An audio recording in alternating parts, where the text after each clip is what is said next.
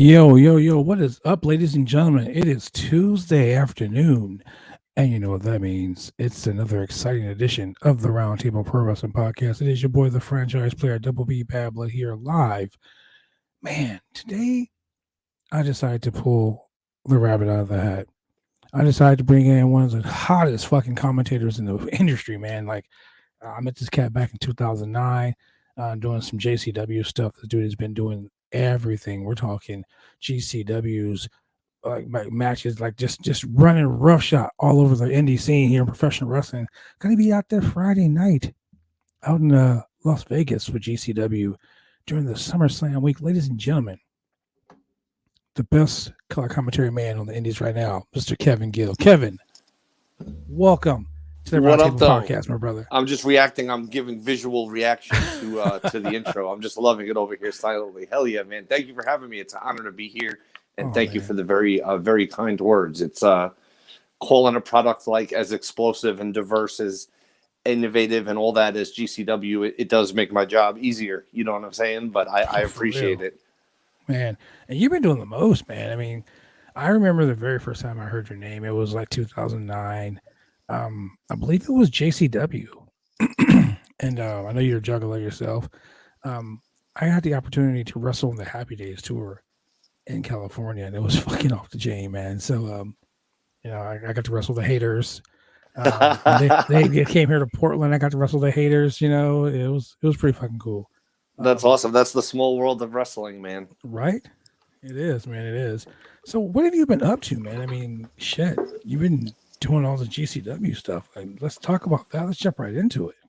Yeah, it's an honor, man. It's an honor, a thrill, a privilege, all that. I get oftentimes the best seat in the house to see what I believe is pound for pound, dollar for dollar, whatever measure you want to put on it. The best wrestlers on the planet, the best wrestling product on the planet. There's a lot of great talent. There's a lot of really great promotions, but I feel like GCW is just in a league of its own and performs and delivers product at a level and a schedule and at a national and international scope. Like, to me, there's never been an independent that runs the way GCW does and has accomplished what GCW has accomplished. And the amazing part is it's far from over. You know what I mean? It feels like we're just getting started. Every show is like the hottest show they've ever done. You know what I mean? And that's an amazing thing to keep hitting. You know what I mean? It is, man. It is. I mean, look, let's run down some of my favorite shows. I know you guys did GCW, the No Signal in the Hills. Oh my God! Out in LA, man. It was at the, I think, the Ukrainian Center. Yeah, the Ukrainian Cultural Center, often in the past referred to as the White Claw Cultural Center. Yeah, I was gonna say. I mean, for me, the 6-way scramble match, because it had some of my boys in there. Lil Cholo was in it. Eli Everfly was in it. Northwest kid Nick Wayne, the son of Buddy Wayne, was in the it too, world. right? Yeah, he's absolutely incredible, without a doubt. Just a great, beyond a blue chipper. I don't even know what the right words are, but to be a third generation wrestler, to be as young as he is, as talented as he is, and then to watch him, I'm right there. You know what I'm saying? He's not just pulling it off, not just getting by, not getting carried. You know what I mean? He's killing it, like destroying it. And that's the thing. GCW, I think, is so integral to the scene and on all levels, because there's a wrestler like him can instantly have their stock elevated. You already obviously knew about him, but the amount of people that don't know about him is still vastly larger. But being on these groundbreaking shows, like, look what it's done for Marco Stunt, for Joey Janela. You know what I mean? There's such a long list of names. I mean, look at the GCW World Champion right now, Matt Cardona. I mean, shit. As I was thinking about this, I think it was last night. Always ready. I thought, like, this Friday in Vegas, like, the best wrestlers in the world and the world's most famous doll collector all on the same card. You know what I mean? And hey, hats off to Matt Cardona. Matt Cardona stepped up and delivered and had a fucking death match with Nick Gage, the King Nick Gage. And, the means and the methods and whatever, how it all ended, that, your own eyes can tell you what happened. But yeah, I mean, he really went for it. You know what I'm saying? Into a world that he didn't have to go into, and into a world that maybe most people would think he would be scared to enter. Well, you know, it's funny. He mentioned on Renee Young's oral sessions that he said the worst part of the match was the fact that fans were throwing pizza cutters at him. And then the following week, fucking Nick Gage shows up and does the AEW match. And during the spot where he's slicing open Jericho's forehead with a pizza cutter, they cut to a Domino's commercial. So freaking epic, man. Yeah, not even just cut, like picture in picture. Yeah, it's like, oh my God, what is he doing with that pizza cutter? All right, this is Domino's with a 5 for $5 deal. I salute AEW for being so groundbreaking and being so like having their eyes open, their ears open, their finger to the pulse of what's going on in wrestling, what fans like, what fans are responding to, what's connecting with fans at levels beyond, normally seen. And the fact that they can identify not just people like Nick Gage, but I mean, there's been so many great talents that have been spotlighted in AEW besides the contracted people, the people who have been spotlighted and or become regulars of sorts on the show. That's like, those are huge building blocks to people's careers. And then conversely, it's a huge building block in the future of wrestling, because these kids and men, women, people, they, them, all of it, they're getting an opportunity, they're getting exposure, they're getting knowledge dropped on them, and they're getting money in their pocket that could help keep that dream alive, that could help keep them on this road. And any of them could be the next CM Punk, the next Daniel Bryan, the next Chris Jericho, the next whoever. Ishii. Speaking of Sheiks, Nick Gage versus Dark Sheik on that show too, man. Wow. What I've known Dark Sheik for many, many years. Yeah, and I've seen a boy like you. Right. And I've seen Dark Sheik wrestle, all types of opponents and stipulations, and I never saw any Dark Sheik do anything like the stuff Dark Sheik was doing and having done in that match. And it was like, I even asked the Dark Sheik about it, like, what exactly have you done in this realm before of, death match, of super hardcore nothing. stuff? And, there's, the street fight, those type of things. He's had obviously numerous matches like that. And one time, I should say one time back in the day, the Dark Sheik, had a match with New Jack, which is like, I don't believe that's even on tape. That's just something that happened at like a small indie show, I believe in Florida or Georgia, something like that. But yeah, overall, it was Fist Pro Wrestling or something like that out in Florida, Winter Park, Florida. I was on the show. Oh, okay. You were on the show? Yes. Oh my God, dude. That's why I knew exactly what you're talking about, dude. And that show is not on tape or anything, right? No way. It was WrestleMania week. Wow. I remember that. Versus I remember New that Jack, week. I remember that week because I wrestled 17 shows in like 4 days. And then how long did you have to lay in a bed of ice or whatever afterwards? Oh my God, dude. And you know what's crazy? Because like I got on the plane and flew home that Sunday morning because I have my own show here in Portland Sunday afternoon. So I got on a plane like 4:30 in the morning. Oh yeah. It always sounds good at the time when you're booking it. Oh yeah. I fly all the way home and I get to my car at the airport and my phone is blowing up. And I look down, I'm like, oh shit, it's Kevin Sullivan. Oh wow. So I pick up the phone, I'm like, what's up, Kevin? He's like, brother, where the fuck are you? I say, Kevin, show 18, brother. He's like, what the fuck, brother? You were on the show with us. So I'm like, what are you talking about? He goes, I got you booked on 5 more shows, brother. I'm like, when were you going to tell me this shit, Kevin? Right. Like, I already right now, brother. What a god Kevin Sullivan is. I love Kevin. But one thing, to go back to Dark Sheik one real quick, what I thought in the end, my takeaway from it was Dark Sheik, who's been known for a long time on the underground and in independence and in particular worlds like the world of Hood Slam.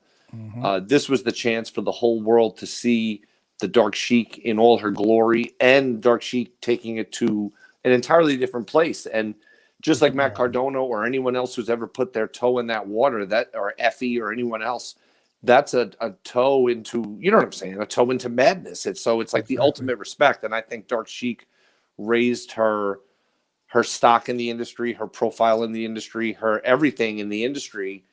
And she's already been working hard and doing all this stuff. But I think just to headline, main event, sold out, Nick Gage, Los Angeles, and to go to that level and to walk away and then wrestle the next day. Sheik was on a show with Right. me in San Jose, California the next day for the Underground Wrestling Alliance. So that's wrestling. You know what I mean? What people don't understand about Sheik is a whole different type of beast. Like, if you've never seen Sheik wrestle, you are you are literally wasting your life. As a matter of fact, Sheik and Alexis Drevko, Oh yeah. they were a tag team for a while, and they wrestled up here in Portland. Oh, And do you remember the name of their team? I think it was like America's Most Hated or something like that. Okay, that's a good name. You know, because Sheik's doing the Persian gimmick, and Drevko was the Russian guy. And they came here and they fought me and my partner like literally every week for like 5 months. Awesome. And we did like street fights. Like we did a street fight to where we brawled all the way out to, I believe it was I want to say it was Holgate. Jeez. And I body slammed Sheik onto a car as the car was driving by. So yeah. That's next level. We've had some outrageous, crazy shit. And that's what it's, who knows the untold stories of the wrestling independents and, today, tomorrow, forever. Yeah, man, it's crazy. But yeah, let's talk about like, so you did some Joey Janela spring break stuff. I know you did some APW Jim Morris stuff back in the day because you're a Bay Area guy. I know you did the King of the Indies in 2018. I know that, but Blackcraft Wrestling. Let's talk about Blackcraft. That's like some demonic shit, right? What an experience, man. Blackcraft Wrestling treated me well, and I'm grateful for the opportunity to have worked for them.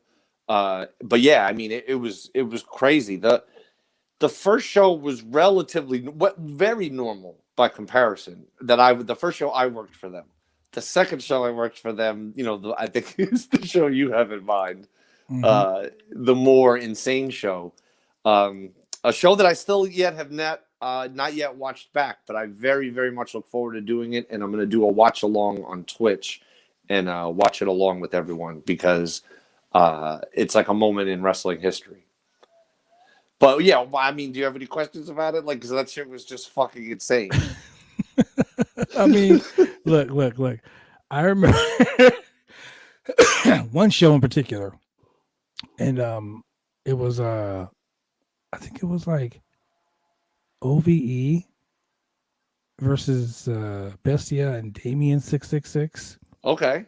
I want to say it was Butcher and Blade. Okay. And another tag team. And it was like a 5-way tag match. God damn it, who was it? Was that it was in Jersey. Okay, yeah, Jersey City for the wrestle. It was for the tag team. I know for a fact because Larry Legend was doing commentary with you. And I was going to have Larry Legend on the podcast the night before.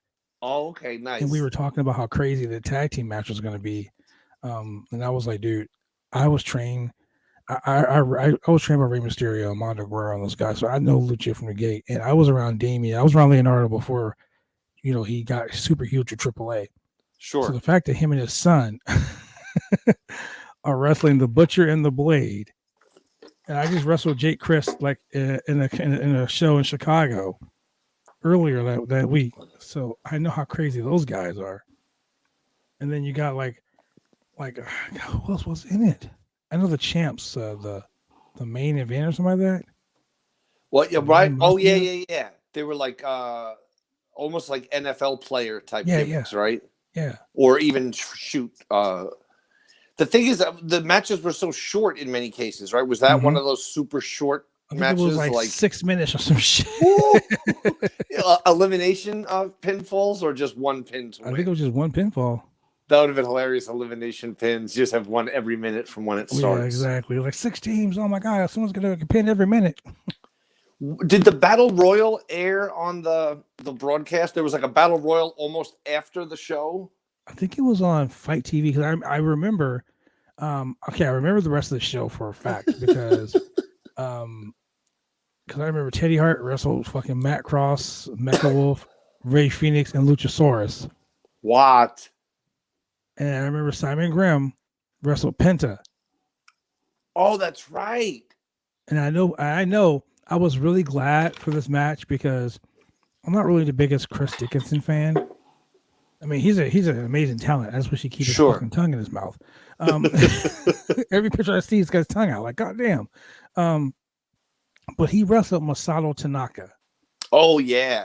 And I remember. I mean, the reason why I remember that so much is because Tanaka, when I wrestled in Japan, Tanaka was one of the guys that kind of like helped us along. And I remember I had to think about strong style. I was like, strong style. I mean, you just fuck people up, right? I was still young and stupid. Sure. And during a match, Masato Tanaka gave me that roaring elbow, and it knocked me out cold. Knocked the tooth out of my mouth and everything, right? I'll get back to the back. And Masato's English isn't really all that great. Sure. But he stands over me. He goes, strong style, art of making it look real, asshole. I was like, yes, sir. Wow. You proved your point, sir. You proved your point. Damn. Yeah. And then everything else was cool after that? Oh, yeah. He loved me. Like I talk to him all the time. Like I message him like once a week. But the fact that he knocked me the fuck out. Right. And taught me a lesson about strong style. He worked on some GCW shows in LA and in Japan. And I always remember we did 2 tours of Japan so far. We had one scheduled, but due to, current events and shit, we couldn't do it. But I always remember the first night we got to Japan, we all went to the Danger Man Steakhouse. Fuck. I'm having a fucking brain fart. What's my man's name with the steakhouse? Oh, wait a minute. Wait, hold on. Hey, Barbara. Hold on. Hey, Barbara. Sorry, I'm totally spacing. What's our homie's name with the steak shop in Japan that I have the shirt for? Mr. D. What's his proper name? No, but he has I know his name. Like it's No, the name of his name. Masanga. Not Masanga. I'm saying it wrong. I just want to fuck up his name. Mitsuhiro Matsunaga. Oh my god. Sorry. Matsunaga. I'll just pick it up. One thing I'll always remember is the first night we got to Japan for a tour. We had done 2 different tours and we had one scheduled, but didn't happen due to current events. And the one night we got there to go to Matsunaga's Steakhouse, Mr. Danger's Steakhouse in Japan, for our first night, and we love that place. And Masato Tanaka met us there for dinner. You know what I mean? And to me, it's such like an honor, like that dude came out of his house to come break bread with GCW. You know what I mean? And that was just such a wonderful cool guy too. Like he's yes, so, like, down to earth. Very, very happy fellow. You know what I mean? Like, I have nothing but good experiences with him, and what an honor to be privileged. I've been able to do commentary on several of his matches, and that to me is, as someone who got to watch him wrestle in the ECW arena and places like that in ECW, it just, it's like a bucket list type item. He's one of the all-time greats. I think the him and Mike Awesome program changed wrestling in a lot of ways. You know what I mean? That was the very first Forbidden Door. Yes. The Forbidden Door was a 6'4" guy diving over the top rope. You know what I mean? Power bombing dudes into the crowd. Oh, like when you hit the floor, but you're moving with such velocity that your head then slides just perfectly under the guardrail. Like those that would always give me a heart attack. It's like, whoa, not much room to spare. Well, before we go any further, let me do this real quick. Let me go pay some bills. Gotta do that for these sponsors. Yeah. They love us. We love them. We gotta keep them happy. So we'll be right back, ladies and gentlemen, with more of Kevin Gill in a moment. Professional wrestling is one of the toughest sports going today. If you ever dreamed of being a professional wrestler, then former WWE superstar and World Tag Team Champion Sir Mo of the famed tag team Men on a Mission invites you, yes, you, to join his Bumps and Bruises Academy. Now in 2 locations in Carrollton, Texas, and Sherwood, Arkansas. Allow Sir Mo and his head coach, Dante Smiley, and other coaches to get you on the road to an exciting and rewarding career. Classes forming now for your shot. Contact Sir Mo at 704-819-7312 or fill out an information questionnaire now. Don't wait. Make your dreams come true today by joining the Bumps and Bruises Pro Wrestling Academy.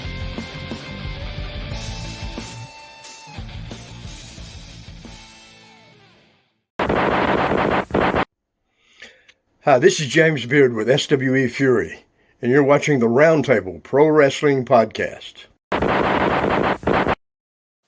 And just like that, ladies and gentlemen, we are back with your boy KG right here, Kevin Gill.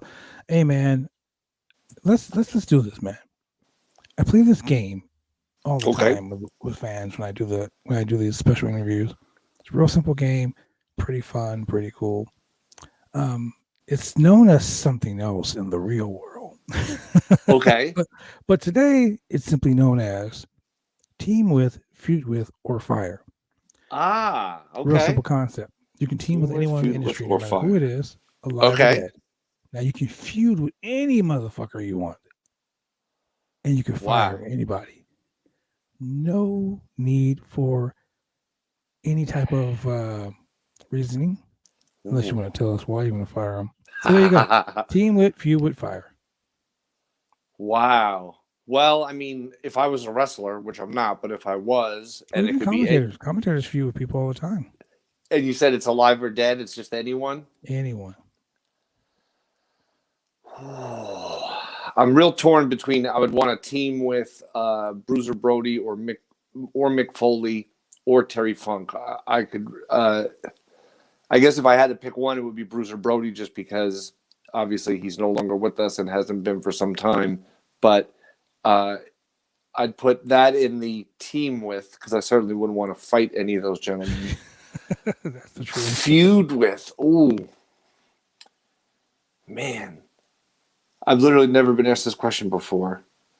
I'm trying to think of it on so many levels, like box office and how much will it hurt me, like physically, to do it. Let's see. If I could feud with someone. To be honest, if I could feud with someone, I think right now, of all time, though. If I could feud with someone of all time, I would want to feud with Roddy Piper, because he would be able to talk. His talk and his manic actions would be everything that everyone needed. You know what I mean? And just to be able to work with that fucking guy, man. Oh my God. And everywhere he went, he was money. You know what I mean? And very fire. Very wise guy. Oh yeah. Like, you know what I mean? I only got to work with him a few times, but just to even say that is such a blessing. Oh, fire. Fire. That's the one that always gets people. That's really tough. Okay, I know what it would be. I would fire Matt Cardona from his position as Game Changer Wrestling Champion. I don't approve, or not that it cares what I approve, but I personally don't approve of all his endless stunting online, the nonstop T-shirts, the shit that so infringes on Nick Gage's trademarks and other trademarks. He had an amazing showing, there's no doubt, but he is not the king of the death match, not by any fucking means. If he wants to come back and win a tournament of survival or win a Nick Gage Invitational, I think he would be in the running. But just because you had one match and, let's say, stole a victory, it doesn't mean that you are the best deathmatch wrestler in the world. You are not king of the deathmatch, Matt Cardona. You are the absolute king of the doll collectors, the world's most famous doll collector. And that's, people laugh, but to me, it's a fact. In other words, he says he's the Michael Jordan of wrestling dolls or whatever. You know what I mean? But he obviously has a whole fitness regimen and lifestyle and all the shit that goes with it. But at the end of the day, you have doll collectors and you have people like Nick Gage, and to me, those are two separate things. It's oil and water. There's no There's no meeting. Nick Gage owns $0. You know what I mean? Zero. Well, I guess you made your point there, because I know for a fact that he is now calling himself the king of the death match. That's ridiculous. He's a Absolutely GCW ridiculous. world champion. He's the new MDK, according to him. I've seen a couple podcasts where he's claimed to be the king of the death match, and I know he's going to be defending that championship sometime soon. This Friday in Las Vegas, live on Fight TV, against an opponent of his choosing. Who do you think the opponent's going to be? Brian Myers? Oh my God! I thought about that. I thought about Brian Myers. I thought about Swoggle.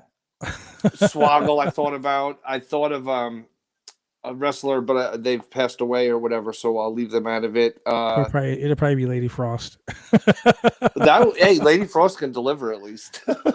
What if it's Atticus Cougar? Ooh. Or maybe my favorite, Eric Cannon. Or maybe a returning Anthony Green. Wow. Yeah, you never know. Who else? I mean, literally, what about CM Punk? You know what? I would like to see him beat the holy piss out of Marco Stunt. Imagine if CM Punk was not on Friday Night Rampage this Friday, but instead challenged Matt Cardona for the GCW title and then appeared on AEW via live stream, if you will. The fucking Shane McMahon, Vince McMahon, WCW thing. He walks out. It was me all along, Vince. Yes. And we'll blow up Brett's limo or whatever. Right? It could happen, man. In the world of professional wrestling, there ain't shit that, anything's possible. Yeah, But you never know. I don't think that Matt Cardona is stacking the deck against himself. And I guess it'll show you the measure of his integrity and the type of person he is, the type of caliber of opponent he chooses. Is he choosing someone that has an actual shot at winning the title? Is he choosing someone that's in a compromised position or someone who's not, you know what I'm saying? Not at maybe world championship status? Good question. We'll find out on pay-per-view. Fight TV. So this Friday night on Fight TV, what time on Fight TV? And tell us what they can look forward to. I believe it's 8 p.m. Las Vegas time, but you could look it up on Fight because I may be wrong about that. And the phone I look everything up at is right here as your camera. But I know that Effie is normally beloved by all, and he still is, quite frankly. But Effie has a bee in his bonnet regarding WWE Hall of Famer Ricky Morton. Effie showed up at a state fair in Ricky Morton's hometown and bloodied Ricky Morton in front of the whole state fair. And God knows what Effie has in store. He's been a bit erratic as of late in his actions with Bussy, and that's going to be one for the ages without a doubt. Speaking of crazy, the other half of Bussy, Allie Katch, is going to be tangling with AJ Gray. That's going to be a battle for the ages. The Second Gear crew has no issue fighting amongst themselves. It's all about getting that money at the pay window, and then and then ironically they all go spend it on each other to go out and party for the next 36 hours. You know what I mean? So it all kind of goes to the same place anyway, but they're all willing to beat the shit out of each other along the way. That plus Matt Cardona's championship match. They just announced it right before we got on the air, and we were just talking about her. Dark Sheik is going to be tangling with the different fucking boy, Jimmy Lloyd, the master of the different fucking soy, Jimmy Lloyd soy sauce, which is already beyond sold out, and there's talk of a second pressing. A lot of people didn't know you press soy sauce, but you do. It's like a vinyl record, but in liquid form. Put it in the bottle, screw on the cap, boom, you're fucking with a different soy. So you guys have two major events going on this weekend.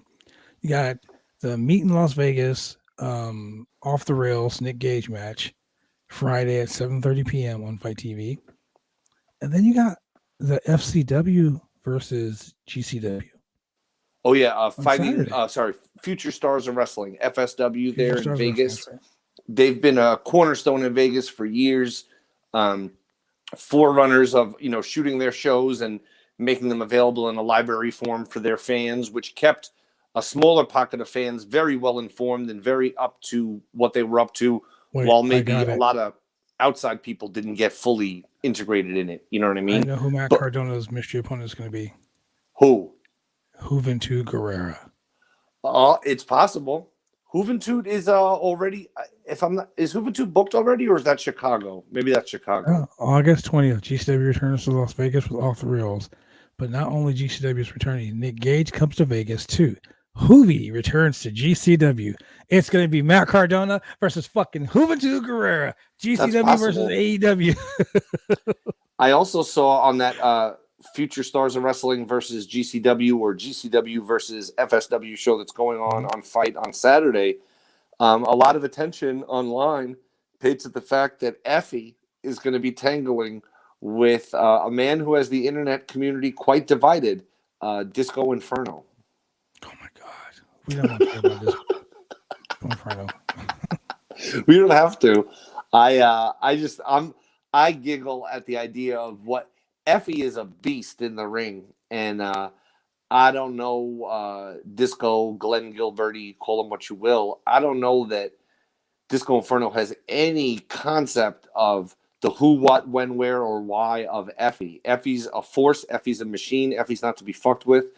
And I think Disco might be cleaning up the bathroom with the strip club for far too long if he thinks he even has like a fucking chance against someone like Effie. Oh my God.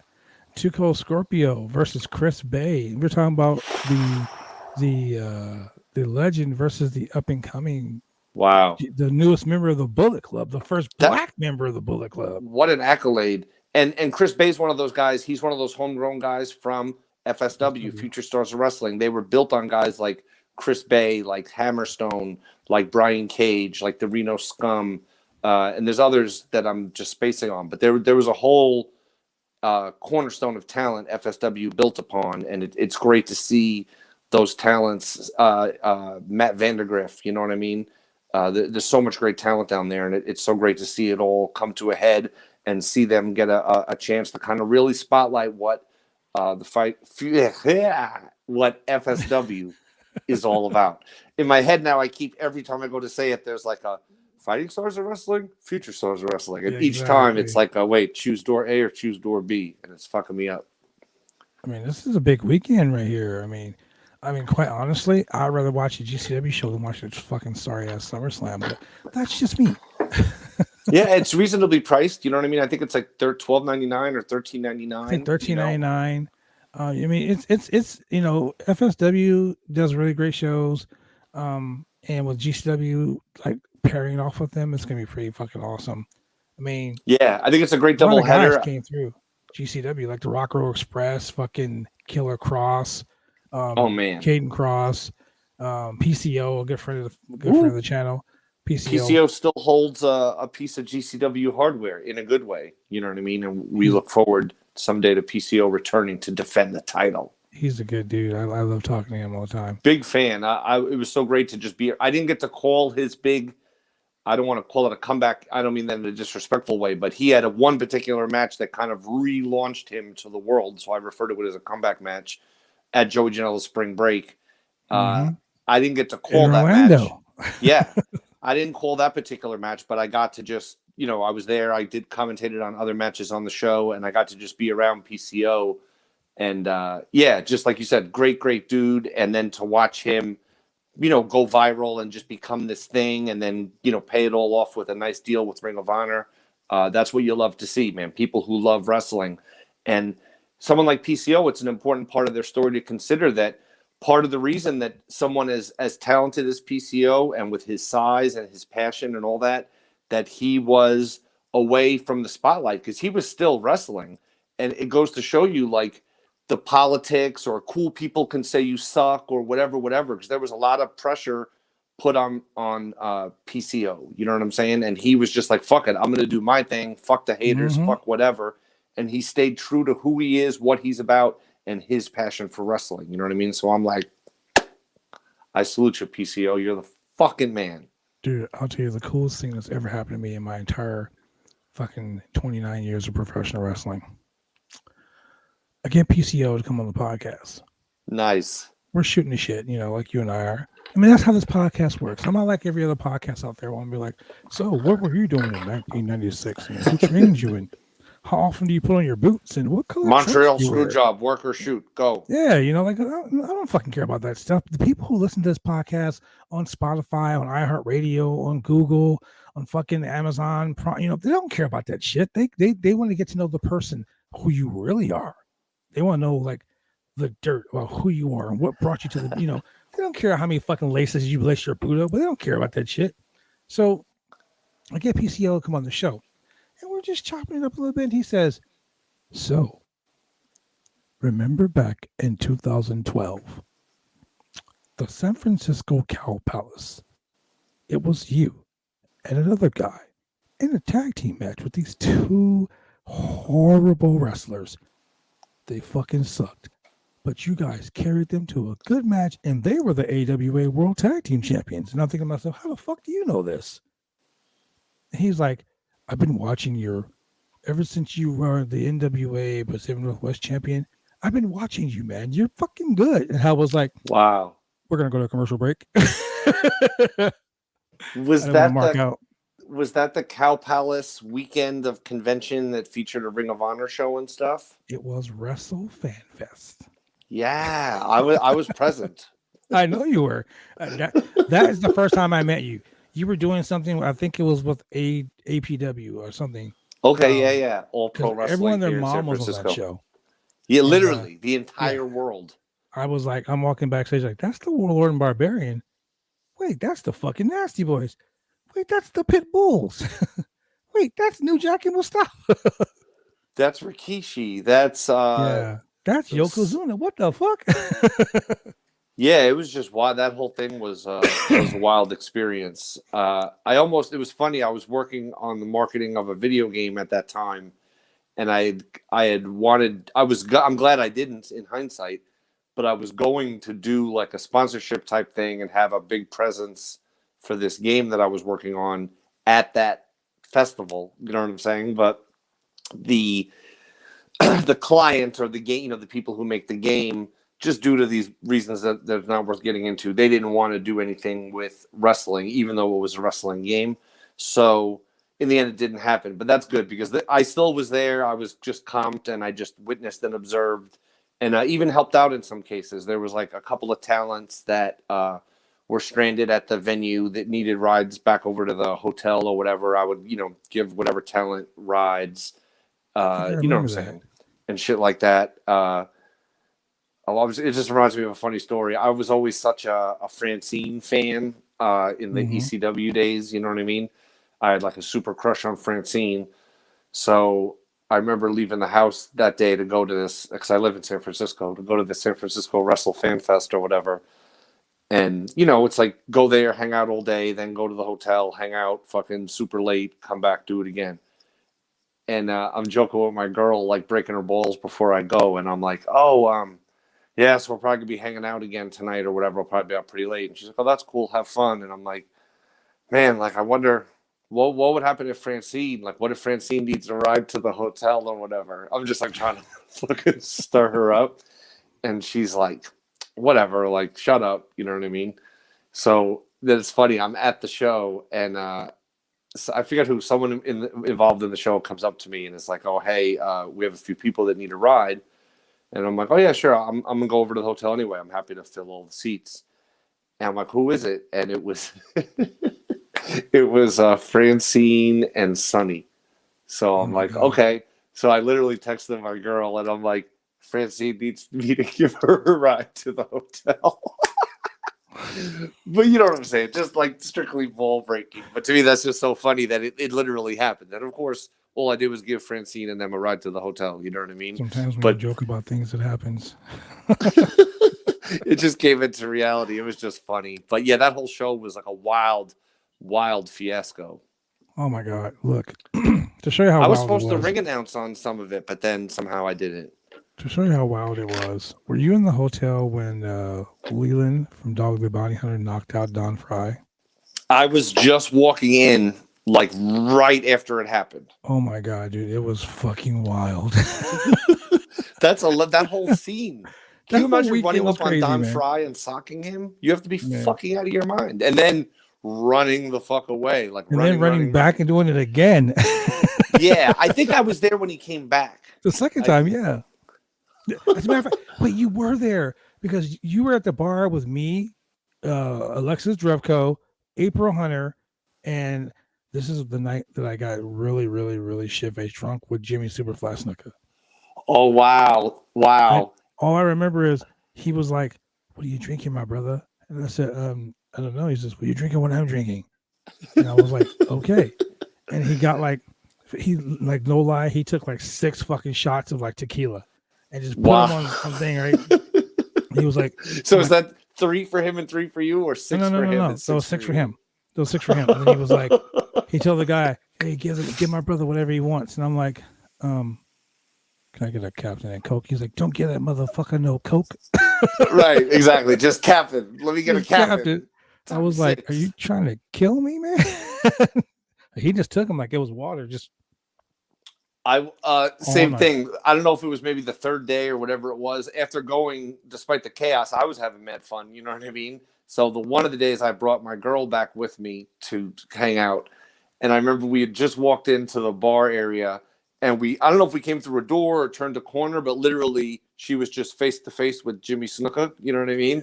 And she, of course, knows who Jimmy Snuka is, and he's just like, "Oh, so beautiful, brother."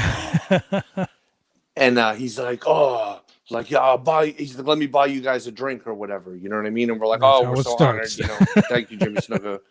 And he goes to the bartender. The bartender's like, "Oh, what can I get you?" And he's like, "Wine." And they're like, "Oh, we have red, we have rosé, we have white." And then he looks at the bartender and he goes, "Wine." And I'm like, "There you have it." And that was it. And the bartender just went away and brought him wine. But I just love that there's no to clarify. It's just wine. And that's what we had. We had wine with the Superfly. That whole weekend was crazy. I mean, I didn't know that Ted DiBiase and Virgil didn't like each other. Oh, yeah. And myself and my partner, LTP, Shad and JTG, and we were all stationed at a table to sign autographs right next to the high spots table. And the high spots table had all these belts. And because DiBiase was supposed to come sit next to us and sign autographs, they put the $1 million belt on the table. Oh, I think I know about this story. Yeah. And DiBiase this is legendary. was like, "I'm they not fucking coming down there." Exactly. He goes, "I'm not coming down there when he's there. So he can do the first half, I'll do the second." And I'm like, shit, they must not like each other. And then meanwhile, Virgil's banner is a giant banner of him and Ted DiBiase. Exactly. Like all Virgil's material is with DiBiase. So Shad looks at me and is like, Shad, you know Shad, but for the people out there that don't know who Shad Gaspar was, he was part of a tag team known as Crime Time in the WWE. He just recently passed away, a hero last year. But during this time, what people don't know about Shad is he's a notorious fucking joker. Like he will do some crazy, outlandish, funny shit to make people laugh. He was really a good dude like that. So I'm sitting next to him, and then the guy from High Spot says, "Hey man," Virgil's sitting there with the belt.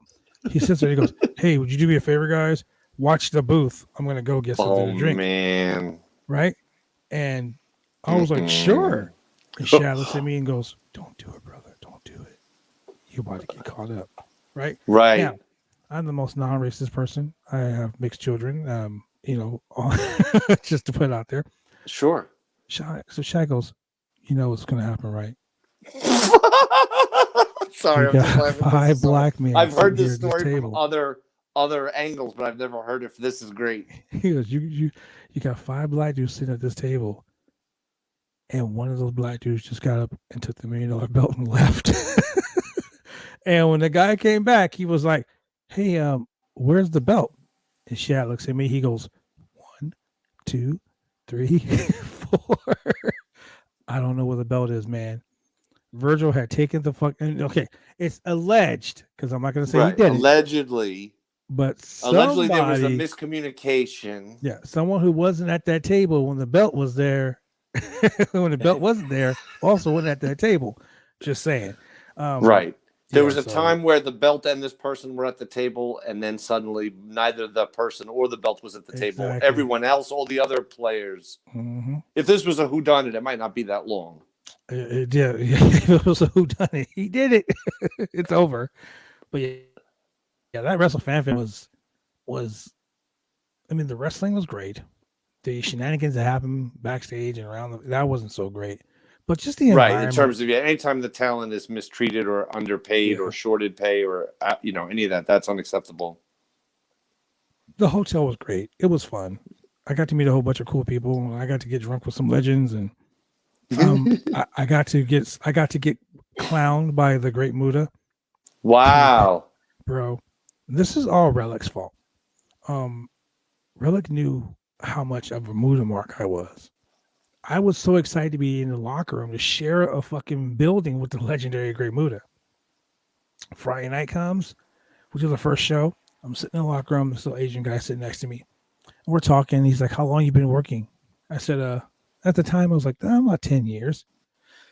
He says, "Oh, not too long." I said, "Yeah, about 10 years." He's like, "Who's your favorite wrestler here?" I said, "Sir, I only came to see the Great Muta." He goes, "Oh, I'm pretty sure you'll see him soon." And I'm like, "Thanks, man. You have a good day." And he gets up and walks away. So Saturday comes. I still don't see the fucking Great Muta. But I see this fucking Asian guy at the bar again. He goes, "Hey, my friend, come sit with me." So I sat down with him. You see your guy? No. Well, have a drink. And we drank a little bit. "Oh, go to bed. See you tomorrow." I said, "Okay." So Sunday comes. And we're in the locker room after the show. And the guy sits next to me. He says, "You don't see your guy?" I said, "No, I didn't see my guy. I'm really down about that." He goes, "Your guy saw you, though. I promise he saw you. You have a good day." And he walks away. And I'm like, what the fuck ever. Devon Deli sits down next to me. He goes, "Are you stupid?" I just look at him. I'm like, wow, where did that come from? I'm like, no. He says, "You've been sitting next to the Great Muta for 3 days, right?" I say, "No, I haven't." And then it dawns on me, oh shit, I have been sitting next to the Great Muta for 3 days. This is back when he was wearing that mask. Sure. And I didn't know. I was like, I feel like a fucking idiot right now. Wow. So I see him in the hotel, and I walk into him. I go, "I'm sorry, Muta." He goes, "You a good kid. You a good kid." Yeah. Best intentions. You know what I mean? Man, There's totally no slight intended. Right? Rip the shit out of me. But before we go, man, I'm going to go ahead and let these cats know where they can find you, man. They can find you on all these socials right here. Facebook, double the Facebook right there. Twitter, and the KevinGillShow.com. Tell me about your podcast, man. Podcast, I've been doing a couple of different ones lately. I do a show every Monday with super comedian and actor Ron Funches, and he has a show called Get High and Watch Wrestling. It's live on Twitch. We watch an amazing array of matches together and comment on them and interact with the comments. That's a lot of fun. Do a podcast twice a month on Change Wrestling Patreon, which is the current and future into and DCW over at Lauderdale. That's a lot of very open, you know what I mean? Because it's for a very target, it's not like it comes out later for the public, like it's strictly in that Patreon universe. And I have my own Twitch channel as well. Kevin, I think it's just twitch.com/KevinGill. And I've been a little remiss with the Kevin Gill Show podcast, but I have close to 200 episodes. I mean, it's literally a who's who. It's the Young Bucks, it's Jerry Lawler, it's Finn Balor, it's Mick Foley, it's Lars Hendrickson from Rancid. It's like a whole array of fucking people. A lot of wrestlers, even the Ghetto Boys, a lot of bands, and it's always recorded in person. Sean Waltman's been on there numerous times, Scott Hall. So those live on in perpetuity. The conversations tend to be evergreen. So my hope is people go out and seek those out. Tracy Smothers has an incredible. Also, the Boogeyman.